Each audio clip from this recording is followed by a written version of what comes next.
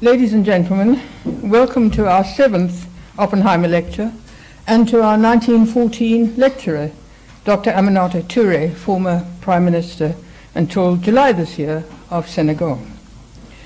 The Oppenheimer lectures had their origins in 2005 when Nicky Oppenheimer, whose name is synonymous with major investment in Africa, gave a talk to the Institute on aid and development.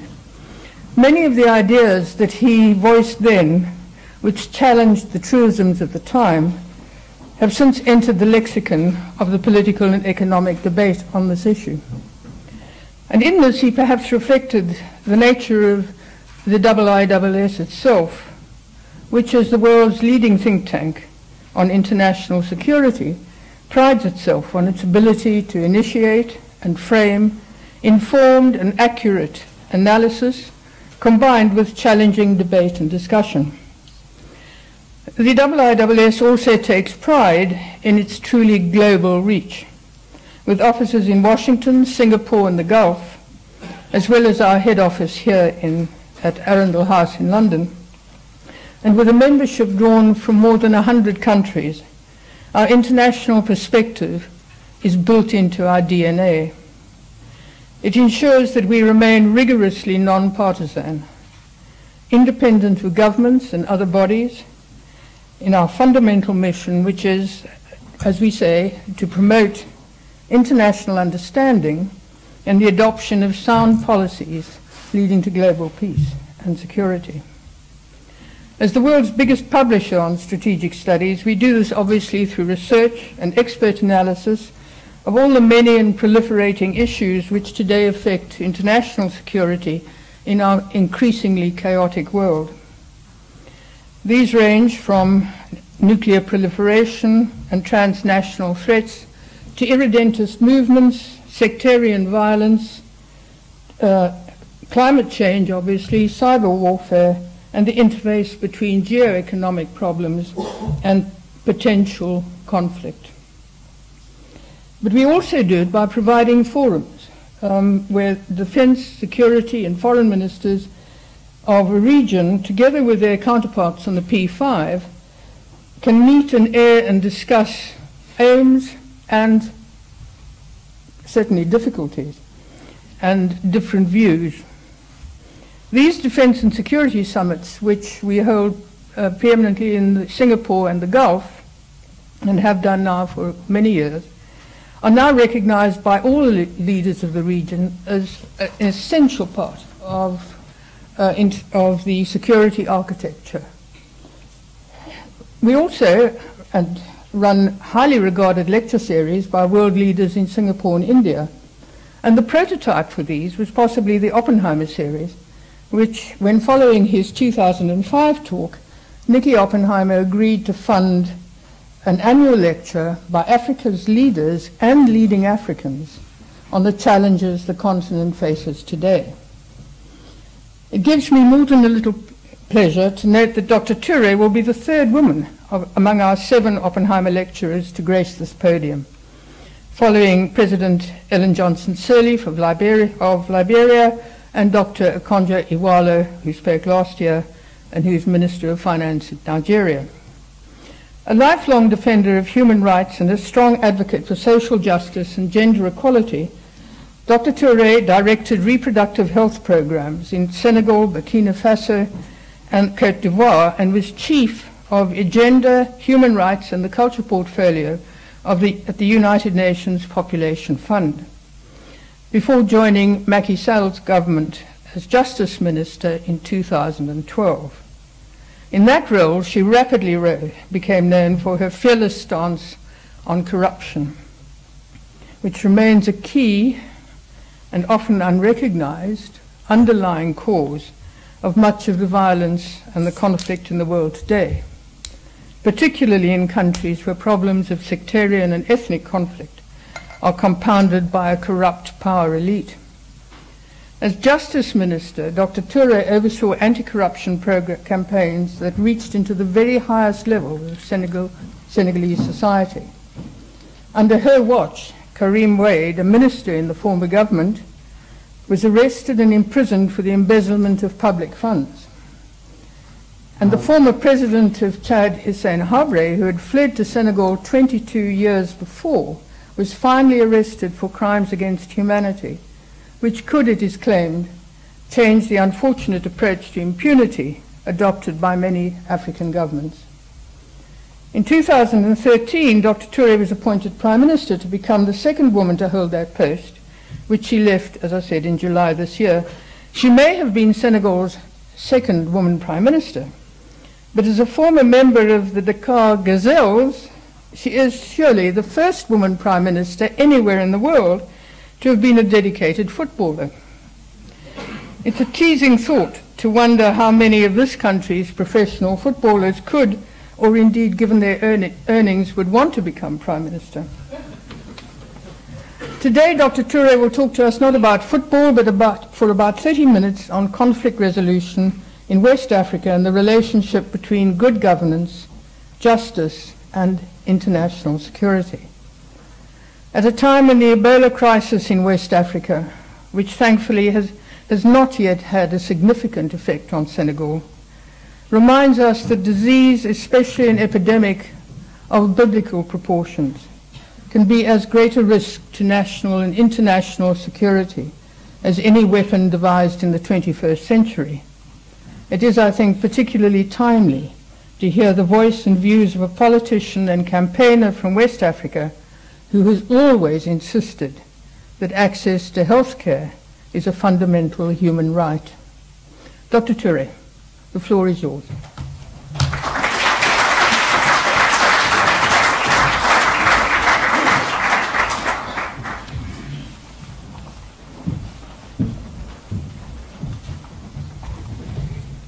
Thank you very much for this kind introduction. Ladies and gentlemen, first of all, I'd like to express my appreciation to the International Institute for Strategic Studies for this opportunity to share my personal views with such a distinguished panel of experts, public of experts and analysts on human security and conflict resolution. I will, of course, at the end touch on one of the crises we are facing, which is Ebola. Ladies and gentlemen, please allow me to put a disclaimer from the get-go by saying that these will be my personal views, and some of them might not be very diplomatic, but I'm doing it on purpose. This will put more flavor, I believe, into our discussion, and I'm sure that Ambassador Sourang, my ambassador of Senegal, will bear with me. I don't intend to give you hard time after I leave, sir. If it happens, please put all mischiefs on me. Ladies and gentlemen, the topic of international security become nowadays a primary concern for both industrialized and developing countries alike, as the world seems to be moving from classical war as we knew it since the beginning of organized human societies. We've been having wars since we exist, actually, with common agreed rule war, which is quite important, and we've been even having schools of war, to a new phenomena that I call yet to be understood form of aggression. We cannot call it war because it doesn't correspond to what we knew in the past, but these are very aggressive forms of war from very violent groups, motivated by very blurry ideology, actually. And a honest background assessment of most of these groups might reveal that many have been groomed and supported, unfortunately, by very respectable parties. This is another bold conversation that needs to take place if effective solutions are to be implemented to sustain international security. This will force what I call an international solidarity by necessity, meaning we have to be together whether we like it or not. Many countries across the world have been facing conflict situations for decades, with little to no interest from those who could have helped in peace building, but felt that it was none of their business. In Africa, in Latin America, in Asia, in the Middle East, there are decade-old internal conflicts, forgotten or underreported by the media. Many children of those wars are today global citizens. They hold multiple citizenship. What we have to acknowledge is that globalization is not only opening new markets for more growth, which is good for the human race, but it also brings about threat and insecurity. So it's a package we need to deal with. Closer to my experience in Senegal, 3 years ago, neighboring Mali almost collapsed within days when very well armed and trained sectarian group almost took over the country, forcing poorly trained soldiers to flee behind, leaving behind their very outdated and obsolete weapon. But who are the funders and the sponsors of those violent groups that display top-of-the-line military equipment and that can overturn democratically elected regime in a blink of an eye? The answer is still to be made public as a matter of public awareness. So my first undiplomatic statement is, if we, as a community of free nations and free people, are to be serious about human security and international security, we have to cut the hypocrisy. And we have to hold each other accountable. But are economic and business interests overriding factors for such a conversation? They should not be. Women and girls are mostly vulnerable in conflict. And they are often, as we see it every day, abducted, raped, and turned into sexual slaves. The sad case of the missing 200 Nigerian girls is the recent pointing case, in addition to the dramatic plight of women of religious minority groups in Syria or in Iraq. It was already the case, let's remember, 20 years ago in Bosnia. Yet, there are no sign of significant measures nor strategies from the international community to prevent and protect the right of women and girls when war and international conflicts erupt. So my second undiplomatic statement is, the world does not care much about women and girls in conflict situations, although they are the ones paying the highest toll. It is about time to make women and girls' rights a reality, almost 20 years after the historic Beijing platform. It is urgent to adopt specific strategies and intervention to save and protect the life of women and girls in conflict situations. Ladies and gentlemen, I have been speaking to the devastating effects of conflict as we all witness it every day. I would like now to discuss some of the underlying causes of conflict in my part of the world, which is West Africa. West Africa is portrayed as the most unstable region of the world, according to many United Nations reports. In the past 10 years, almost 10 out of the 15 West African countries went through some form of mild to high intensity internal conflicts. But there are a few exceptions. I'm not being chauvinistic, but my country, Senegal, never knew of a coup d'etat. Touch wood. I don't know if there is any around. Can touch my head. And it prides itself for its strong democratic system that is spread worldwide. Yet, we are still struggling with a 33-year-old internal conflict in the southern part of the country named Casamance, with negative consequences on development and human security. The economic success story and stability of Côte d'Ivoire suddenly collapsed when a violent ethnic-based civil war erupted after presidential election in 2010. West Africa accounts for the large majority of the 20 poorest countries in the world, according to the recent Human Development and Human Security Index published by UNDP and the Human Security Center.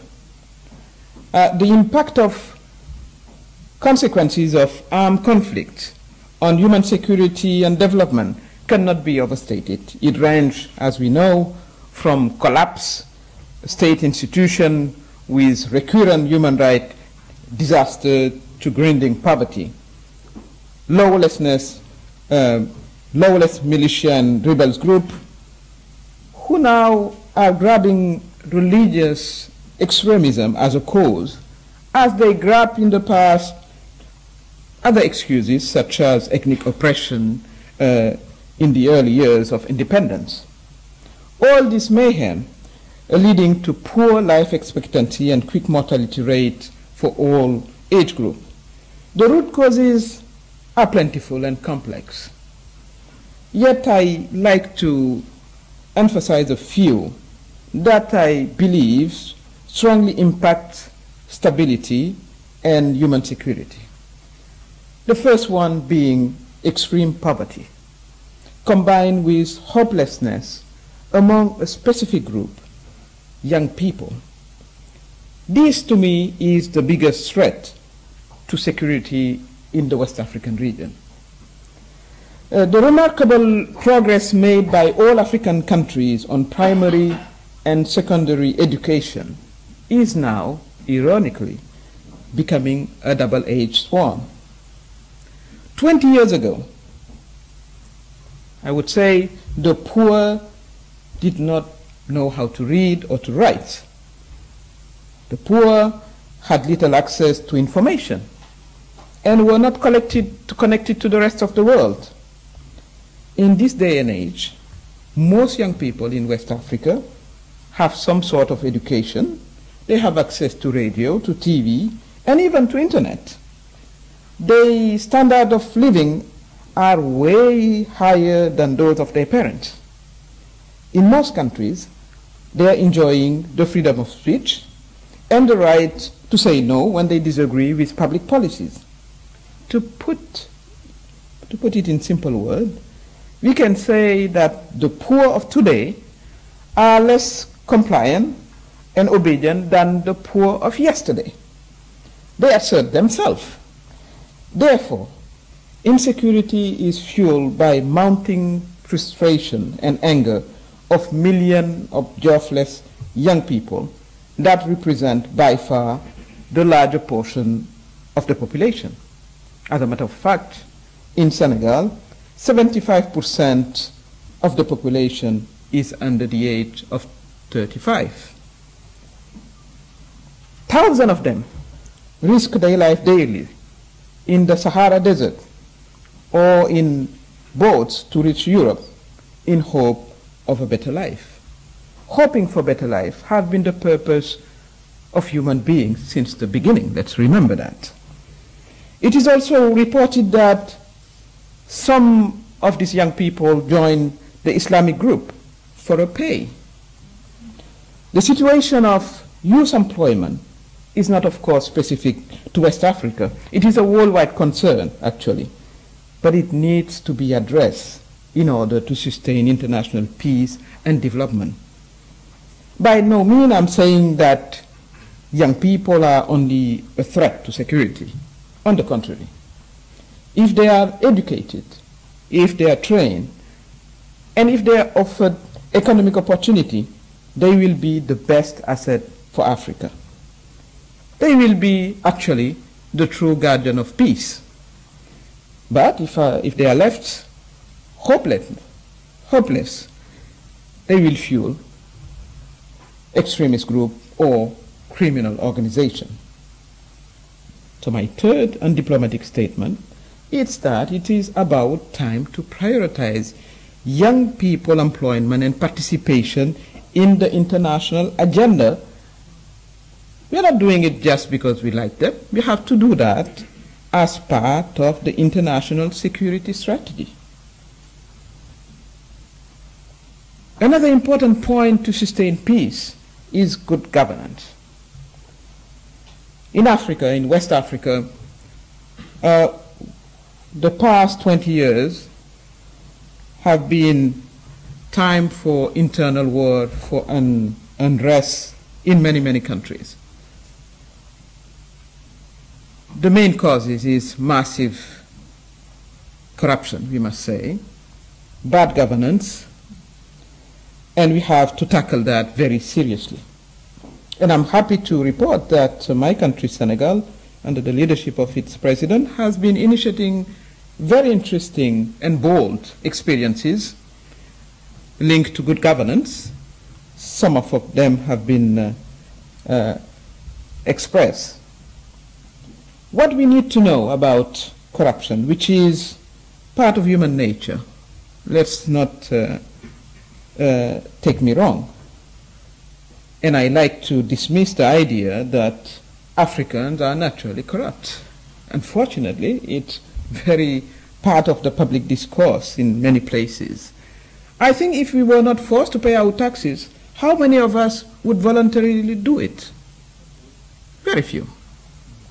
So that's the difference with Africa. We have to put in place very strong mechanism to actively fight corruption. And that's what we've been trying to do since 2012.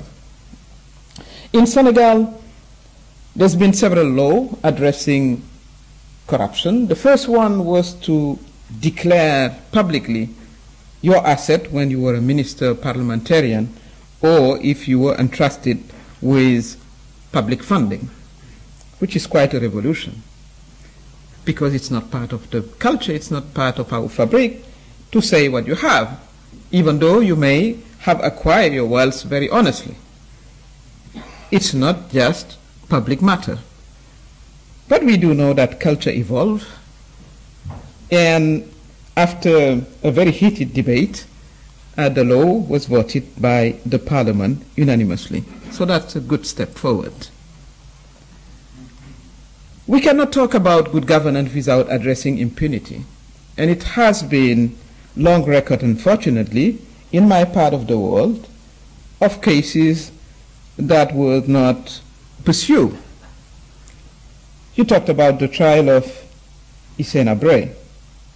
I do believe it's a very important step forward for the African democracy that a former head of state is already pursued for his action during his time.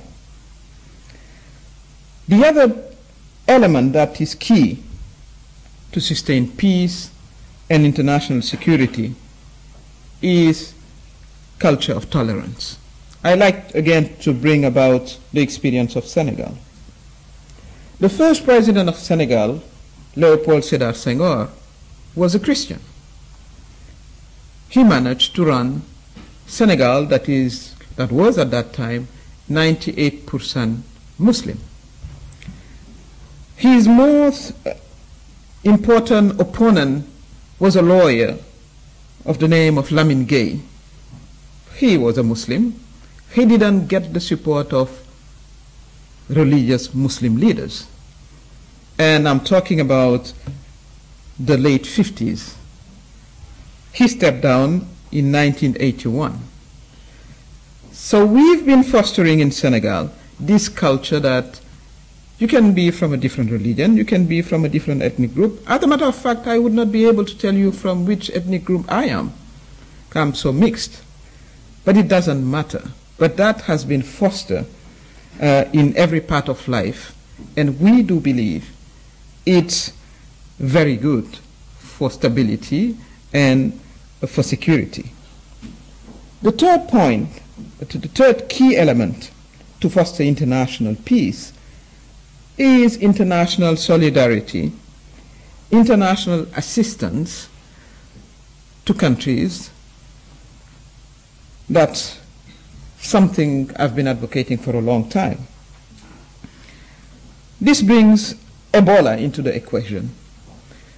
We are not at the stage of Ebola triggering conflict, but we are not far from that. You've been following all the debate about closing borders as an effective way of dealing with Ebola. There is a lot of tension in different borders, African borders. Ebola is arriving at a time where we've been going through so much when it comes to public health concern. Our health systems are very much improved, it's true, but yet they are facing huge challenges. Let me recall that maternal mortality is still a big issue in West Africa. We are losing many of our women when they give birth. Of course, that is not very sexy, and it's not a matter of public record. But Ebola is coming to add to the burden of the health system that are barely coping. Some are still recovering to the HIV/AIDS burden and to the public health issues they deal and face every day. So we need funding for those health systems. We need to train health providers. We need a chain of solidarity, but a true one. So which means that whatever pledge government of the West will do, they have to respect that, which has not been the case so far when it comes to international development matters. Many of them at the UN pledge to respect the percentage of their budget to be allocated to international development. Very few do respect that. I have in mind Norway and Sweden as being the only one respecting that rate. So now we are hearing pledges all over the place. Hopefully countries will live up to their commitment. I like to conclude by saying that I didn't intend to be Afro-pessimistic, actually, because I believe there is a lot to hope for Africa. Let's remember that's the only place on earth where you will be able to have 12 to 20% of economic growth. I do believe that, because we are coming from below. So what used to be a disadvantage might turn out to be a great opportunity. This is a message for some of the investors that are in the room. We do have a young population. I spoke to the challenges, but there are also huge opportunities. They will be able, if they are educated, as I said, to sustain our economy, because they are young. They have, long life to live and to contribute to the economy. We still do have resources, mineral resources, that will be better managed now, because we have a new generation of leaders who care about their national interest. We also do have a vibrant community of entrepreneurs among young people, but we also do have half of the population that is standing, that are women, that are ready to contribute to the development of their countries. So we have to look at the situation of peace and security from both angles. The challenges are important, but the opportunities are there. What we need is strong leaderships in the countries. Strong leadership meaning strong institution. I do believe in strong institution. There's been the debate going on, strong man versus strong institution. My understanding is that men have to be within institutions, so let's strengthen the institutions. And we are seeing a lot of progress. Let's count all the democratic processes in West Africa that went well. There are quite a few of them, and that's good. We are in the good path. But yet, we should not also turn a blind eye on some concerns that are here. We've been discovering radicalism. I talked about the neighboring country of Mali. But we also are facing as a threat. Drug trafficking is a big, big, big threat for West Africa, and we have a lot of concern regarding it. So, as I said, we need a very strong solidarity chain, because there is no way we're going to do it by ourselves, and maybe Ebola is here to recall that for us, that now we live in a very globalized world. People do hold different citizenship, different passports. They can come here and enter the other room, and there is nothing much we can do. So this is a good opportunity to foster international solidarity within all human beings. I thank you.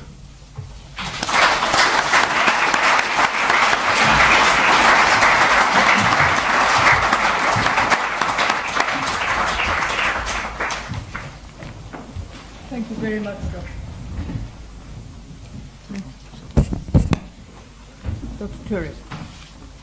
Now, we normally, the lecture is always followed by questions, and Dr. Touré said she's very willing to take questions, and she hasn't put a number. Sometimes our speakers say, oh, I'll take 5 or 3. So the floor is yours now, and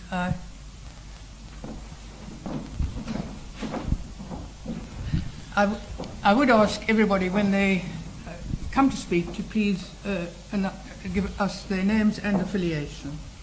Ben Barry from the ISS. Thank you very much for a most illuminating and encouraging talk. I don't think you mentioned the African Union at all. I wonder if you could make a few remarks on how they can help.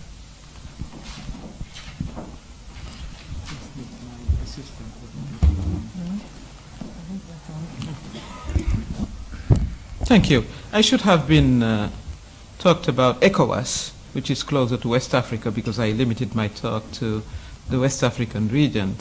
And ECOWAS is the equivalent of the African Union within the West African area.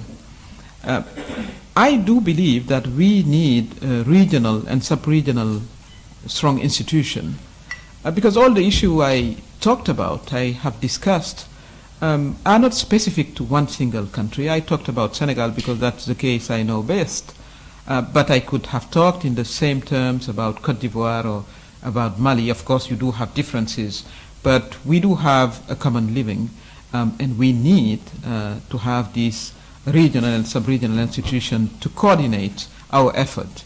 On Ebola, obviously, we have to coordinate. You cannot solve the issue by closing yourself within your own boundary. It doesn't work. So you have to make sure that your neighbor has a good health system, is coping the way you do, so you can protect your own people. And it's the same process worldwide. So I very much agree with you that we need to strengthen those institutions. But at the same time, it brings about, and it's a give and take situation, because we are facing so many urgent matters that you tend to focus on your own territory. So you don't have much attention to devote to regional aspect, but yet they're important, because you do have very big areas where people can, come and go. They have just to show their IDs. So I do believe, I agree with you that we have to make progress on that front and make sure that we have a good relationship between the national strategies and the sub-regional and regional strategies. But it's a challenge, we know that, because you're not responding to the same constituent. That's what I used to say. I know Senegalese, but I don't know who are West African. I don't know who are Africa. That exists most of the time only for the media when you talk about Africa. It's such a diverse continent with different situations. So I was talking about stereotyping. That's one of the stereotypes we are dealing with, but it's different realities. But that is something that we need to work on. And I do believe that that should be part of how we educate our young people. We have passed the age of Pan-Africanism. That was very much the idea of the founding fathers of African Union, that we need to come together and to be stronger in the international scene. So I totally agree with that approach. Right. Okay.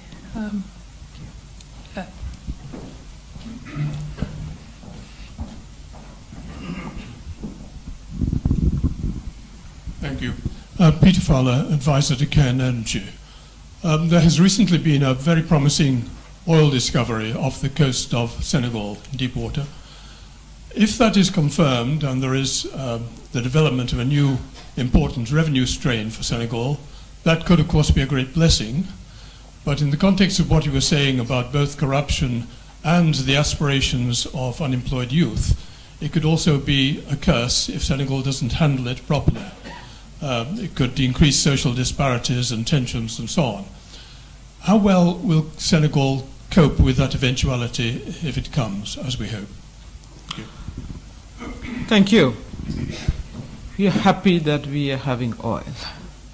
So that's definitely a good news because we are developing countries because we lack resources. So that's a good news.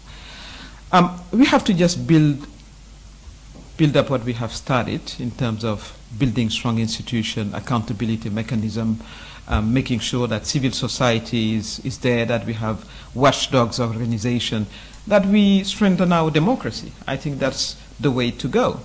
If we look into countries where oil became a curse, they were quite weak in terms of institution, in terms of mechanism to fight corruption. That's what you need to have to deal with any kind of, assets you have. So that's what we do believe. On the contrary, I think it would force us to move forward and build a better accountability mechanism. That's the way I would look at it. Nigel. Nigel Inkster, also from IISS. Dr. Touré,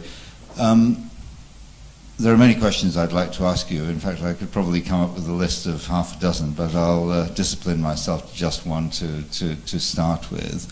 The recent history of West Africa has very much been a dynamic between the countries of the region and the developed Western economies. France, United Kingdom, and so on. But in recent years, of course, we've seen a number of new and significant players moving into this stage, countries like China, India, Brazil, with maybe different ways of dealing with the African continent and the countries of Africa, and different economic imperatives and different concepts of aid, economic development and investment.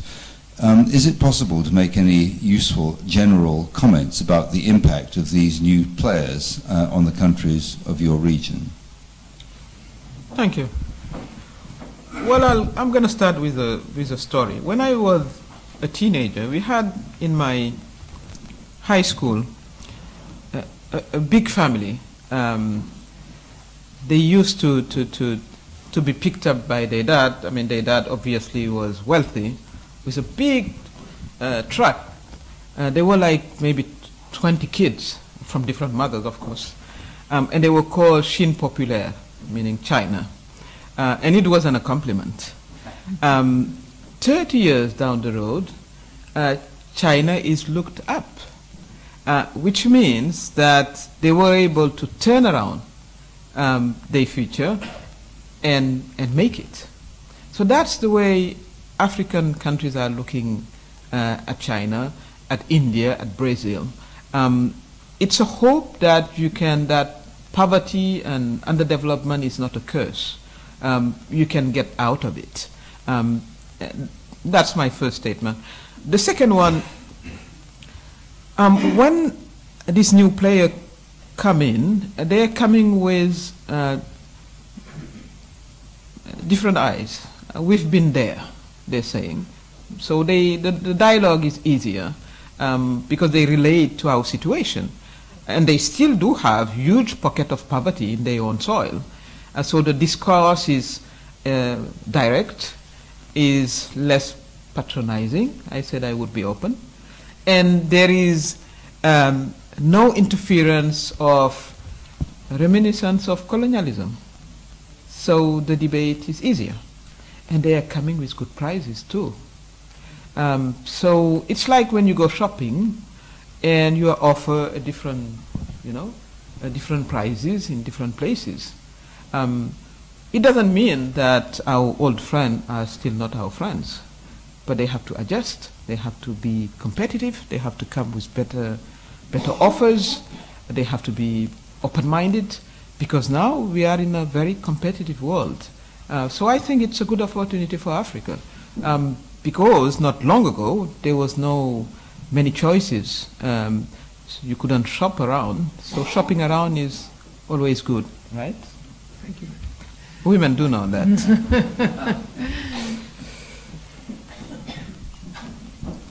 My name is Bruce Jones, former Member of Parliament, 36 years. Right. Sorry. My name is Bruce George, Labour MP, 36 years, 9 wins, no losses.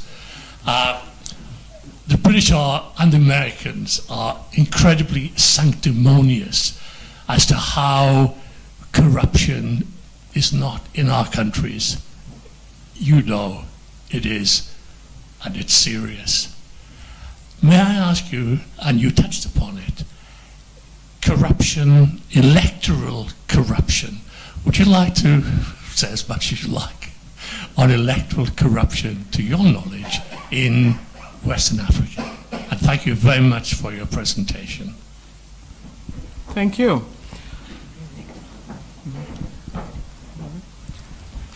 Well, I think it's part of our DNA. I mean, if we can, save our money and, get better with little, I mean, that's part of human beings. If you can get away with it, you would try.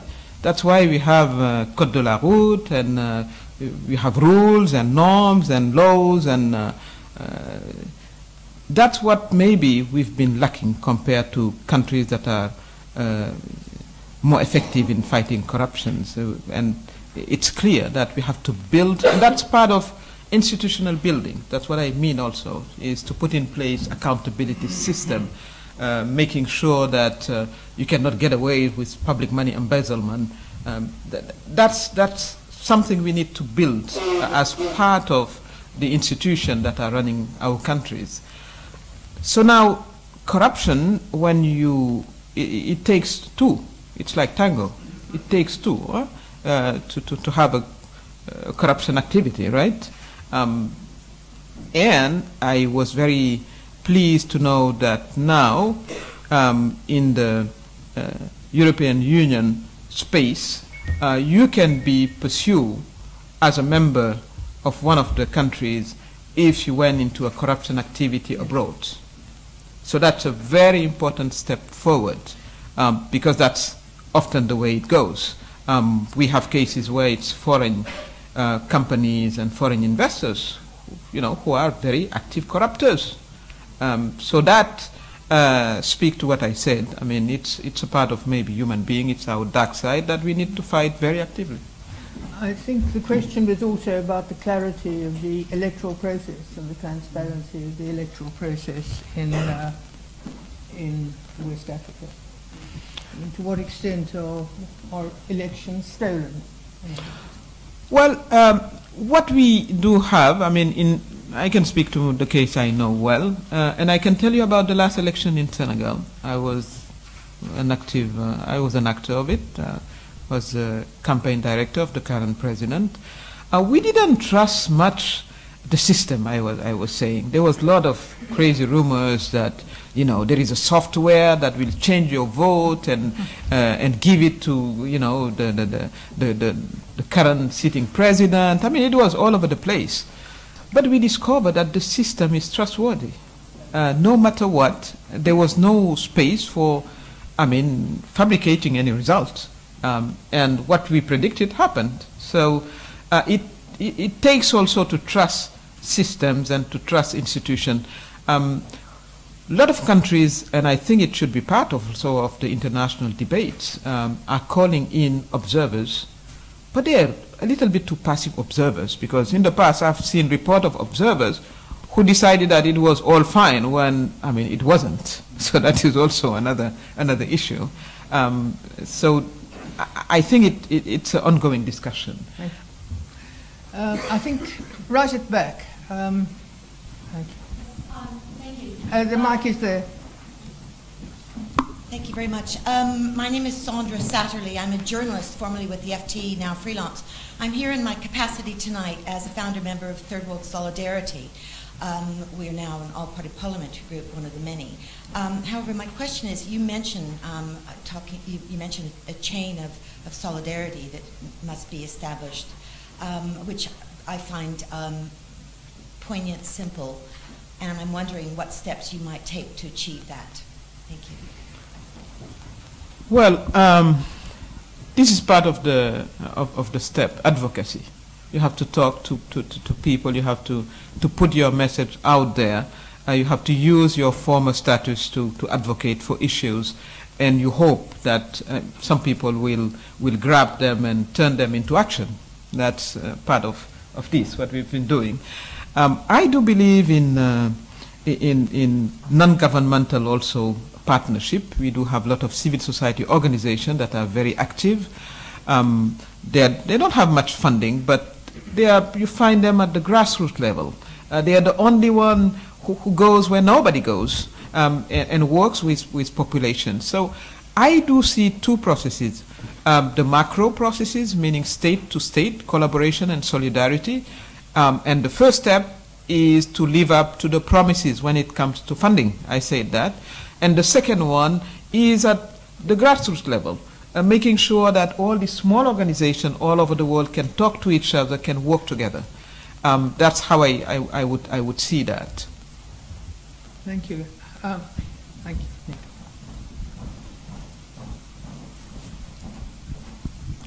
Thank you. Nicholas McLean. Dr. Touré, I wanted to ask you about a different aspect of international solidarity, namely the responsibility to protect. What is your feeling about that principle and its more active implementation? Some people have said that it would be useful if it became D2P, duty to protect, which has more legal force. Well, I do believe that we have to enforce the international framework, human rights framework. I think that's a great framework to work with. Most countries have embedded within their own national legislation most principles, theoretically, but implementation is a problem. We don't have, I think, a standard issue or a norm issue. We have an implementation issue. So how are we going to support countries for implementation? Beside funding, which is another thing, I'm going to go back to the rights to health. The right to health is agreed by all states, but by no means it is enforced. So how are we going to realize that? It comes back to funding of international cooperation. And when I talk about international cooperation, we need to bring new actors in. We need to bring the corporations. They're the one making money, making big money. So what are their contribution to the implementation of the right frameworks? I think we need to advocate. We need also to name and praise or shame those who don't chip in. We do have resources in the world. It's not only in government, it's out there, and I do believe that corporations have been left off the hook, so let's bring them in. That's one of my simple response to yours. But I think implementation is the key word. I think globally we do have a good legal framework. I've been directing the human rights framework in the UNFPA. Implementation is really the issue. So let's see how we're gonna work together for that. And naming and shaming most of the time brings good results.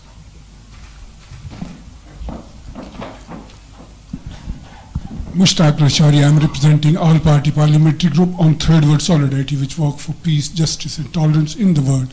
I just want to ask you on your lecture that you mentioned international solidarity, and I think my colleague has already asked a question. But do you think that we live in a unipolar world which leadership has failed over last decades, and now we are merging, and you mentioned some countries, as a multipolar world that will be helpful to international solidarity or hindrance? Well, let's see what it's going to bring, because I'm not also being naive. about these emerging powers, because at some point it's all about profits. We can do business because we might understand each other. It doesn't mean that you're going to make me any favor. What it brings is, a more open market, more opportunities for countries of the South, and I very much agree with you that we need to build an alternative leadership. That's what I was trying to convey. That would be my main message. That is different, that cares for nature, for environment, that cares for human beings, while doing profit. It doesn't have to be profit and only profit. It can be profit, but it can be also improving well-being of the human race. Thank you. Yes, at the back. My name is Proudfoot from the High Commission of Canada. Dr. Touré, thank you for your talk. You've explained very well how Senegal has remained stable and democratic when so many countries in the region have not. But as for those countries in the region, what advice have you for us outside Africa on how we can help countries in the region, particularly in the Sahel, I'm thinking, return to a modicum of stability and democracy? Well, I want to recall the nexus between dire poverty and instability. I do believe that until we address that, we won't be able to deal effectively with instability. On the top of it, most of the population is young. So you have all the ingredients, the recipe for failure. Young people, they're numerous. They are not educated because the social services of education are poor. And then they bring trouble because they have nothing to lose. So my response is, let's support, of course, institutional building, but brings resources to economic and social sectors that we are lacking. If you look into the GDP per capita in West Africa, it's the lowest, one of the lowest in the world. So no wonder why we also do have troubles when it comes to peace and security, because people don't have anything to lose. I traveled to Bangladesh, and I talked a lot because I worked on microfinance, and I discussed a lot on the experience of microfinance there. And they told me, well, in the 70s, when we started to experiment microfinance, and then we realized that it was good for our families, women were speaking, we wanted to pursue the experience. Some extremists came and started to say, well, you should stay at home. This is not Islamic, this is not a good woman, Muslim should not get involved into this. We chased them out with stick, they told me, because they wanted just to us to go back to the dire poverty we used to be. So I think until people do have something to live for, they will preserve peace and security. If they have nothing to live for, we are up for trouble. That's the way simple that I would put it. So let's make sure that we build economies. It's important that we offer economic opportunities. And it's possible. There are huge areas, economic sectors that are quite, empty. I would look into agriculture. We are doing agriculture the way we do it. We always did it, like my grandfather used to do that. We have to modernize it. We have to bring machines into the processes. We have to train. We have to bring more engineers. That will offer a lot of jobs to young people. But that needs resources. That brings resources that states don't necessarily have, no matter how well they are doing on the governance side. So we need to bring investors in those sectors. So that's my answer. I think the response is also an economic one. Thank you. I think, well, the forest of hands going up, but in the third row, fourth row here, and then at the back, right at the back.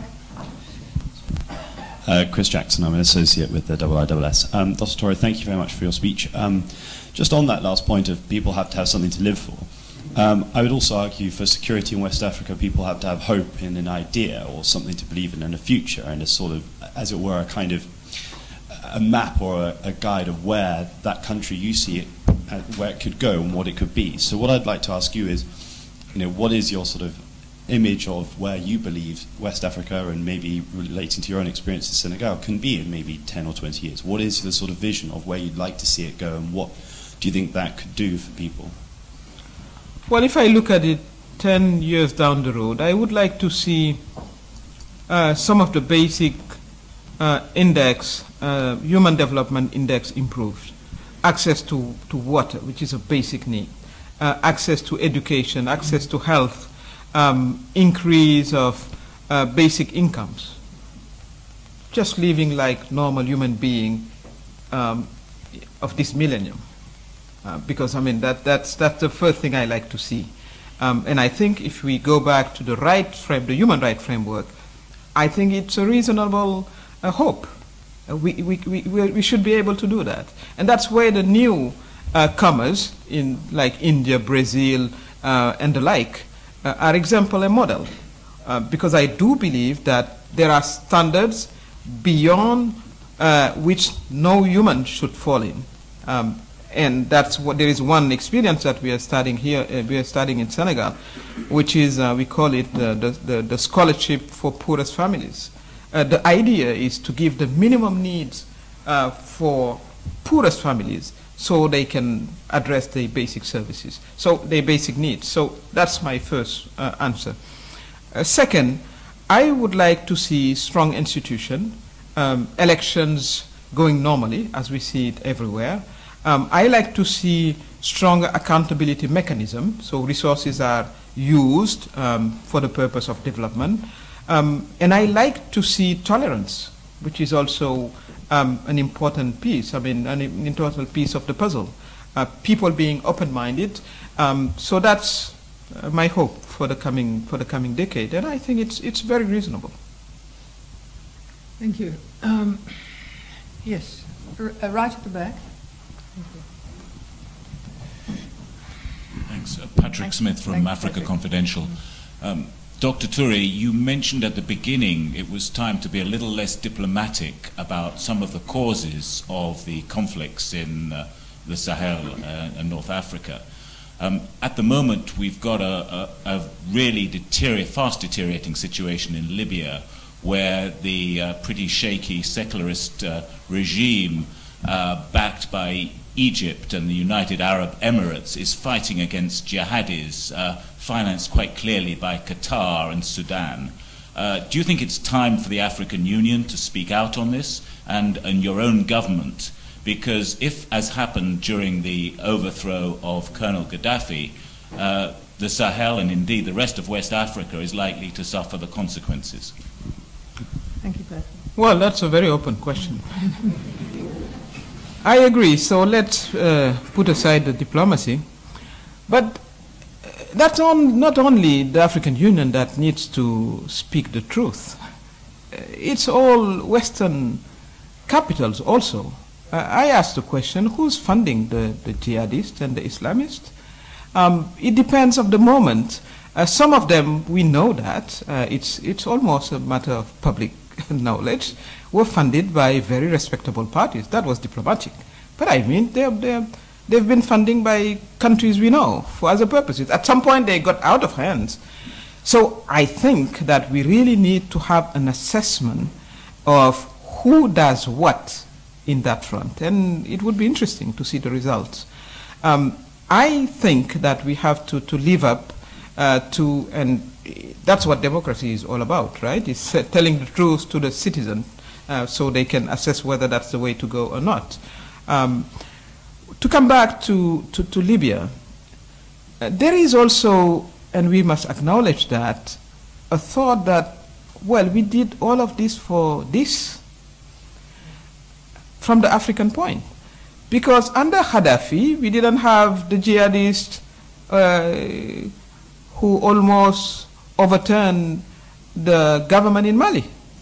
So for the Malian, they were happier during Gaddafi's time. That's what they're saying. The truth is, we have to come up with models that work. If we are to overthrow people, well, let's make sure we replace them by democratic processes, and we build up those processes, and we don't create a worse situation than before. which is what we are witnessing everywhere. So that is the truth. And people are just now questioning, well, what democracy means, which is a bit sad to me, and what human rights means. If they are not to benefit from it in terms of security, in terms of a better life, what is the point?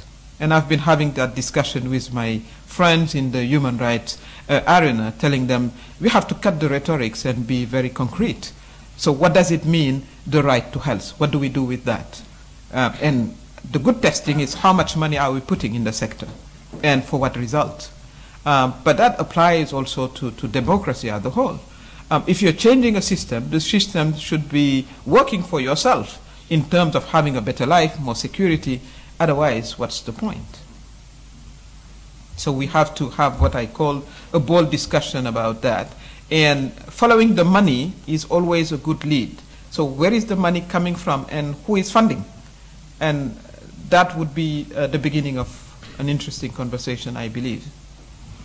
Well, we've nearly reached the end of, I think, and I know that there's going to be quite a lot of disappointed people, but I know that you have other engagements, Dr. Touré, so I'm afraid I'm going to have to bring this to a close. But I think an extremely thought-provoking, stimulating, and challenging speech, which is why you got this response from the audience tonight. And I think if I might pick up something that Patrick said, I think probably apart from referring to your optimism, despite all the problems that now beset Africa, and particularly West Africa, and some of them, as you have quite rightly said, have been imported, others are homegrown, and particularly the demographic time bomb, which is I think possibly one of the biggest. The underlying theme, I think, was a challenge to everyone to name and shame not only the people who are funding and who have funded the irredentist movements that are now tearing parts of Africa apart and the Sahel, but also those who've made pledges of aid and those pledges which have not been met.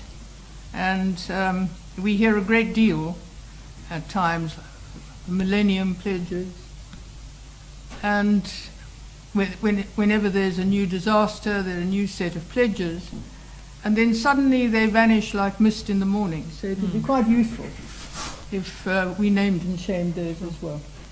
But anyway, thank you very much indeed for an excellent, I think, 7th Oppenheimer lecture, and